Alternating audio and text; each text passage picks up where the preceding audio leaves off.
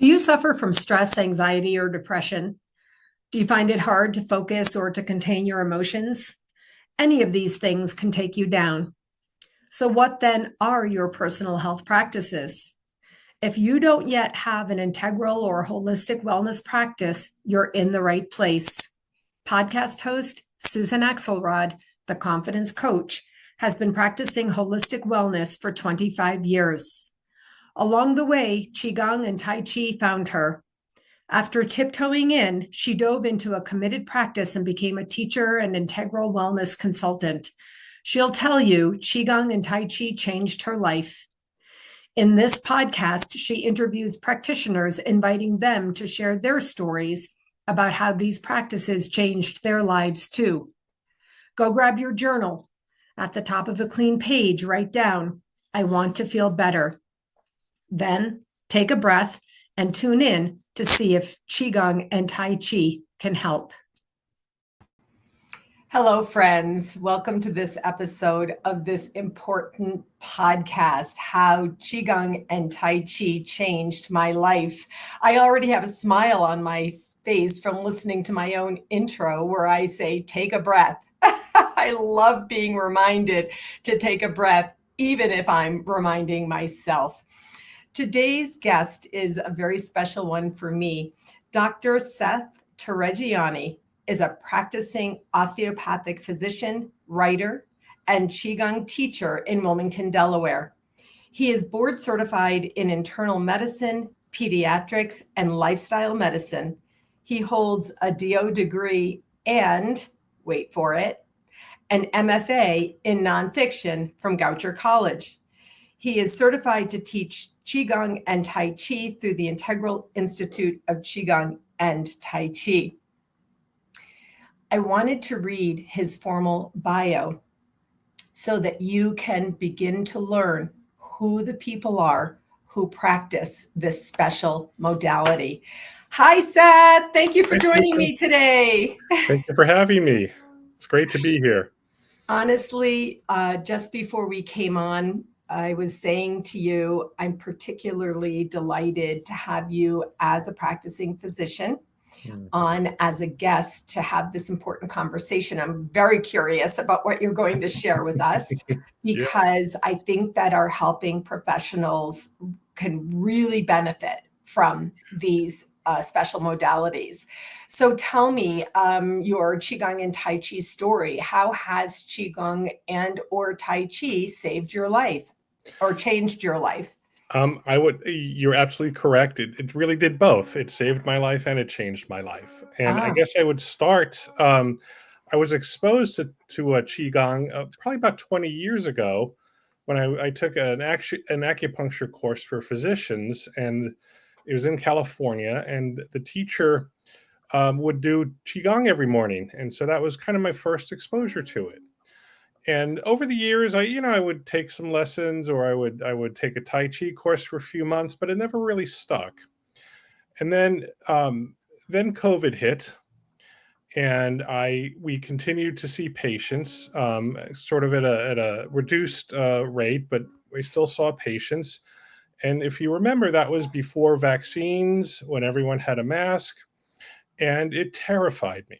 I was convinced I was going to get COVID. I was worried I was going to bring it home to my family and infect them. And at the time, I was overweight. I had high blood pressure. And so I was a perfect candidate for getting COVID and ending up in the hospital on a respirator.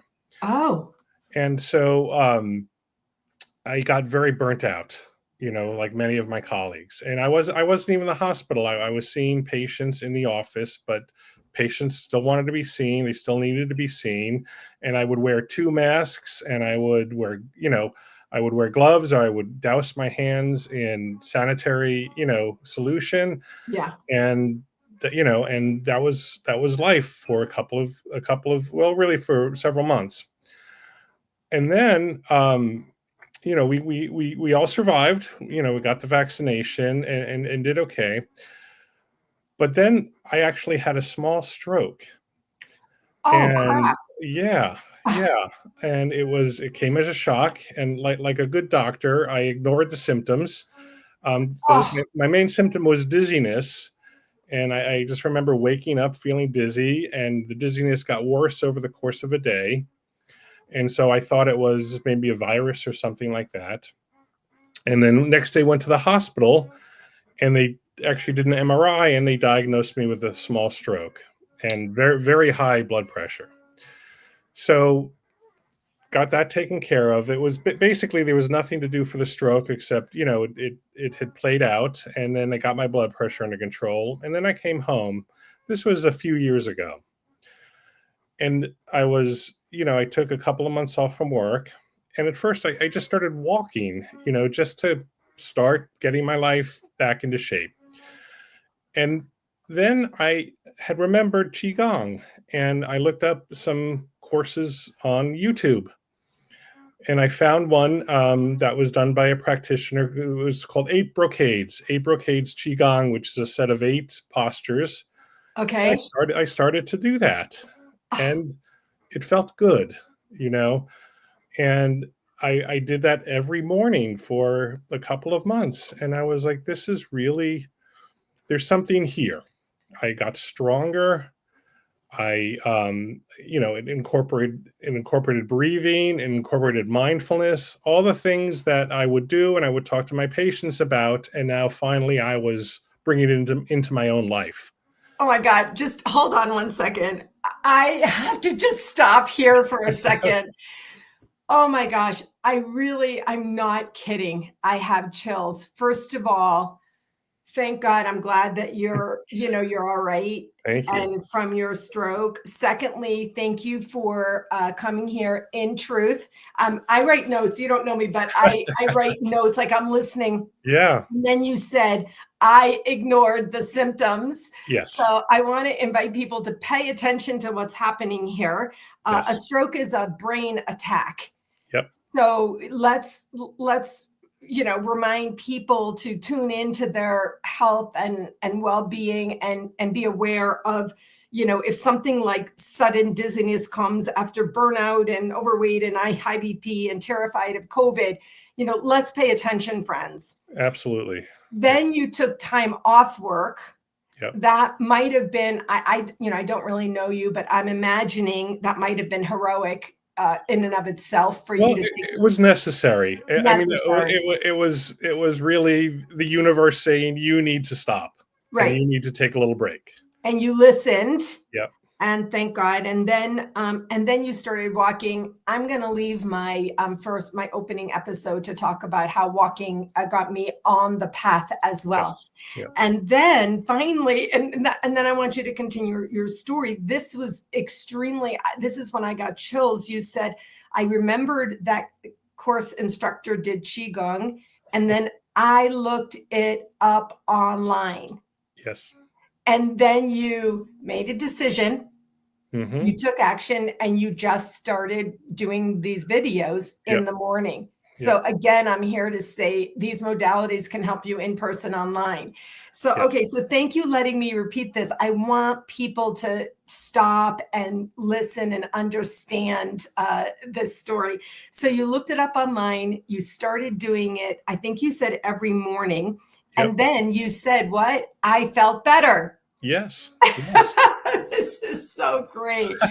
Okay, so go ahead. So and it was something I'd been interested in over the years, and I would maybe take a month of lessons, and then it would kind of sort of filter away. I got busy with other things, and for whatever reason, probably everything you just restated, it stuck this time, and I was like, and because it's really, I hesitate to even call it an exercise. It becomes a lifestyle. It strengthens your body, but it also strengthens your mind and your breathing and your mindfulness. And that spoke to me, and I was ready to hear it. And I continued the 8 brocades for 2 or 3 months, and I was like, let me see what else is out there. And then there's a teacher named Robert Peng, P-E-N-G, who gave an online course at the Omega Center, which is a retreat center in New York. And so I took that. and that even deepened my practice even further. And so I started practicing his techniques. And then I said, well, what can I go? Where can I go from here? And then Robert Pang offered another course called Yi Jin Jing, which is another form of Qigong, which is works on strengthening the body, but also addresses all the emotions through the organs. Right, in Chinese medicine, the liver is can be the home of anger, the lungs of grief, the kidneys, and so each of those exercises worked on strengthening those organs related to emotion, and I felt so much better. And at that point, I was hooked. I was not going back. And then I was like, wow, I wonder if I can teach this. And so I looked up, and Roger Yanka, who you know well, had these courses online where you can become certified to become a Qigong teacher. And I followed through on that. And I've since, worked with other teachers and I've been to Kripalu in Massachusetts Yeah. for another retreat. And now I'm teaching regularly, and it just keeps building from there. This is so good. My gosh. I have quite a few people already signed up for guest recordings and all of that. But honestly, Seth, again, everything, people who know me, they know everything I do is totally extemporaneous. I didn't really know your personal story, maybe in our certification program for the Institute of Integral Qigong and Tai Chi, where we were together. I might have heard a bit, but I didn't remember. But honestly, I could just put out this conversation once a week, every week for a year and be extremely happy. I really mean it. So Dr. Roger Yanka wrote the book that got me started on my Qigong journey called The Healer Within. I had already been on the Qi journey, but I called it energy. I talk about that in my introductory episode.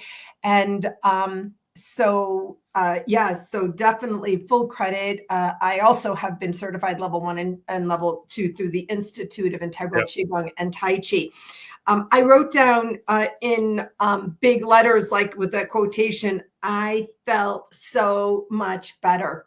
Yeah. But I do want to take advantage of the opportunity of your being a practicing physician at this time to ask you, do you? And if so, how do you, or do you not, incorporate this conversation with your patients?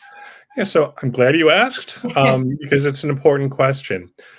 So I actually work mostly with patients in pain. So with chronic pain, with acute injury, things like that. And um, you know,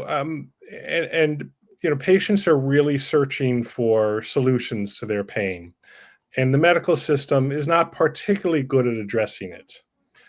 And qigong and these exercises, and even just the attitude that you develop from having practiced qigong, can be very helpful in that setting.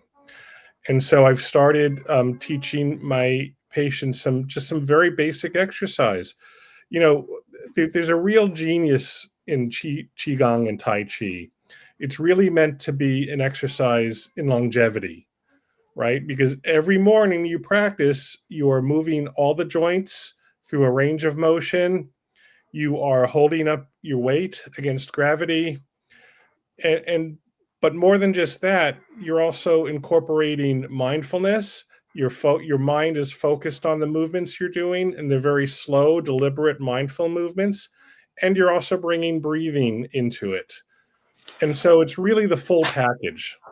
And I think in Western culture, the attitude "no pain, no gain" still kind of holds. And I work actually out of a physical therapy practice, which is fine. Patients need physical therapy, but they work one area too much. And qigong really forces you to focus not only on the whole body, but it brings your mind and your spirit into it as well. So really, it's a perfect exercise. And in fact, I even have a class where I teach anybody who wants in the physical therapy practice, The and actual PTs themselves? not the PTs Oh, themselves, but the the patients patients. who come in. Yeah, Okay. Uh-huh. yeah. And so I absolutely incorporate the principles of Qigong and Tai Chi. You know, the other thing that I'll just mention very quickly is there's a whole, which I'm sure you're aware of, there's a whole movement now involving the vagus nerve and Yeah. the vagus nerve and communicating safety to your body, which can help relieve pain. And again, these exercises, these qigong postures and tai chi postures, teach the body and teach the mind how to move safely in a way which reduces the pain. Right? If your shoulder hurts, but over time you do these very gentle exercises, your mind gets you're communicating to your mind that it's okay to move. And so the brain's part in pain reduces the pain. It says, oh, it's okay to do this. It's okay to move this way. So we don't need to send these messages of pain. We're going to let you proceed, normally. So yes. So That's yeah. huge. I learned many years ago that the affirmation for the vagus nerve is "I am safe," Yes, and that's you exactly right. invoked, safety. And oh my gosh, I just love everything about this. So I'm listening deeply to every word. I already had to turn over my page with notes, Yeah. and I realized as you were talking, so we were trained as level 2 Tai Chi teachers at the Mhm. Institute of Integral Qigong and Tai Chi. And so you're choosing to teach at the PT practice for patients who are interested. You're also teaching Yes. by incorporating information with Mhm. your patients, which I'm really thrilled to hear because to tell you the truth, we're all human. Yeah. And I'm a coach, so I work with clients, most days a Yeah. week, a few, and I incorporate it. That's my teaching modality. Yeah. I have done a couple of local classes. It's awkward for me. I've never taught before, but Mhm. anyone who wants, I'll teach every day. Come into my home, meet me on the sidewalk, and but you're really teaching your patients Yeah. in that way. And I realized as you were talking that I want to say to our viewers and listeners, in my introduction to the podcast, I invited you to grab your journal. And at the top, Seth had no idea. He hadn't heard my intro. I literally said, ask yourself or say, I want to feel better.